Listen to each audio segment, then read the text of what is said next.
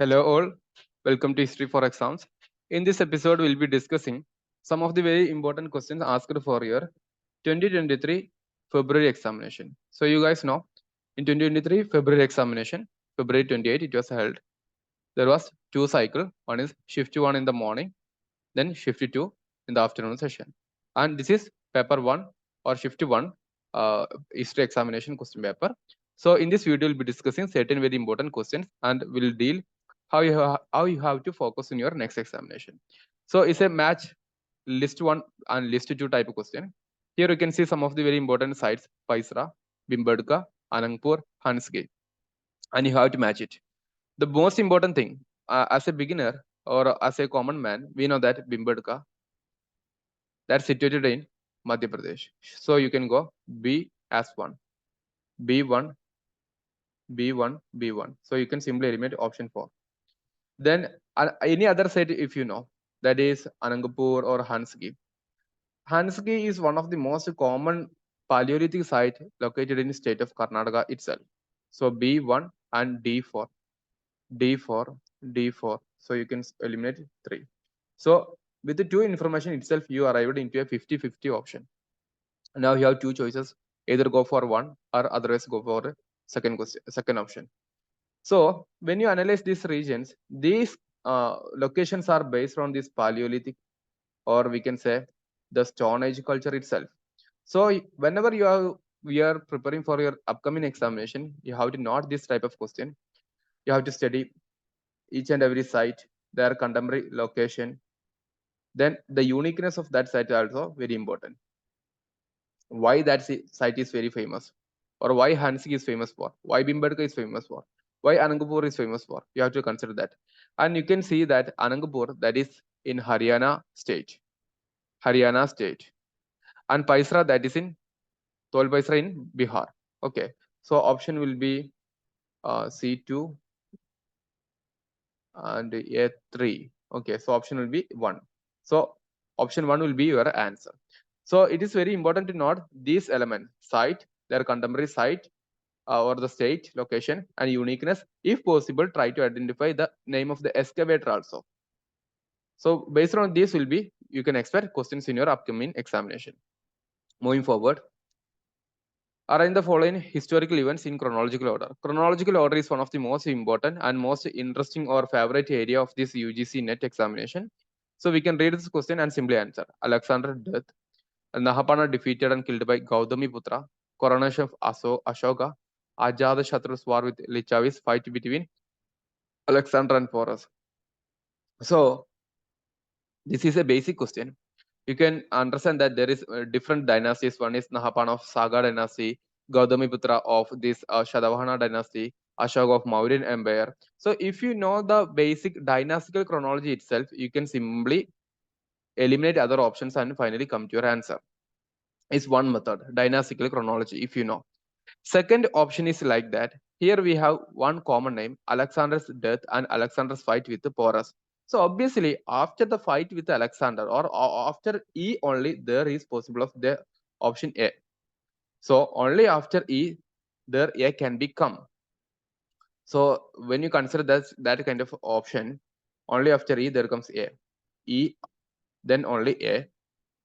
A, E is vice versa, so it's not a possible. A, E, not possible. A, E, not possible. So simply with that basic logic and reading capacity itself, or logical thinking capacity itself, we can come to this answer. So option is A. The question will be like this: Ajatashatru, you know, we are going to explain this question. Ajatashatru belongs to this Haryanga dynasty. He is going to have war with Lichavis for 16 years. Not that point. Then comes Alexander's fight with Porus in 326 BC, that is called as Battle of Hydaspes. Then only what we can see, Alexander is going to die. Then comes Mauryan Empire. The most important ruler is Ashoka. After the Mauryan Empire, there comes the post-Mauryan period, in which we have this Shadavana dynasty, Gautamiputra's dynasty. So this is your chronological question. Chronology is one of the most important and favorite area of NTA. So consider this type of questions for your upcoming examination. Finally, we have another question. assertion and reason type. So before starting with assertion and reason type question, here is a tip how you can prepare for this assertion and reason type questions. First point is that consider this one as statement 1 and statement 2. So we are just reading statement 1. The fifth pillar edict, it's not about rock edict. It just says about pillar edict. The fifth pillar edict of Ashoka that gives a list of animals that are not to be killed under any circumstances. So it's a statement. First, we have to check that the statement 1 is correct or not.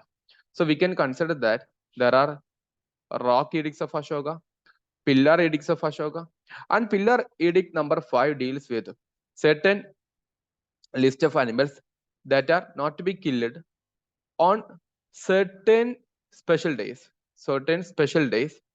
and not any circumstances. So both the type of animals list can be seen in the pillar edict number 5. It's otherwise called as Delhi Topra edict. Delhi Topra edict. Okay, in this word we can see certain list of animals that are not killed under any circumstances. So the statement is right only. So that statement is right. So statement 1 is right. Then we are just checking whether the second statement is right or not. The king Ashoka thought. So simply, if the statement 1 is correct, we can simply eliminate option 4 also. The king Ashoka thought the animals that are neither useful nor edible should not be killed. So why we have to kill that? Not any kind of useful. Use can be different in any way. Is for eating, is for any commercial purpose. If there is no any use, no need to be killed. That's a simple logic. So this statement is obviously true. This can be true in 100%. Okay, so the statement 1 and statement 2 is correct. So there we are, statement wise. Now we are going to check whether the statement 2 is going to validate the statement 1. That is called as assertion and reason. So just to check, is it possible to connect the statement 2 with the validity or with the authenticity of statement 1? Or the statement 2 is a reason for statement 1. The fifth pillar rock edict of Ashoka list of animals that are not killed under any circumstances. So some animals are not to be killed in any circumstances. That's a statement. Ashoka has some reason for that. If the animal is having no use, don't kill. Don't kill. Okay, so obviously both the statement is better to be correct only. So both A and R are correct, and R is the correct explanation of A only. Okay, such a kind of practice you have to develop. For that, you should have conceptual clarity about the topic.